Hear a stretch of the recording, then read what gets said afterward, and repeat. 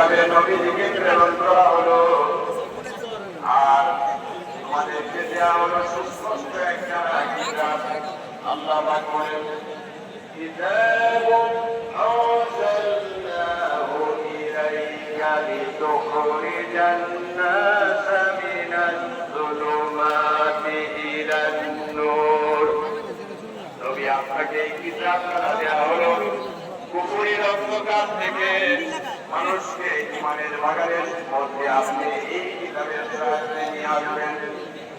আল্লাহ পাক বলেন, অনুরোধ করতে চাই, সবাই অনুরোধ জানাবো, বিগত এক মাস রমজানের যে নৈতিক শিক্ষায়, যে উন্নতমূলক শিক্ষায় আমরা আমাদের জীবনযাপন করেছি, আজকে এই জমিন থেকে ছড়িয়ে পড়ার পরে আমরা যেন আমাদের প্রতিটি দিন, প্রতিটি ঘর নীতি, নৈতিকতা, সততা, দায়িত্ববোধ, দায়িত্বশীলতা, শৃঙ্খলা আমরা ভোটার জন্য ইন্তজার করি শৃঙ্খলার সাথে।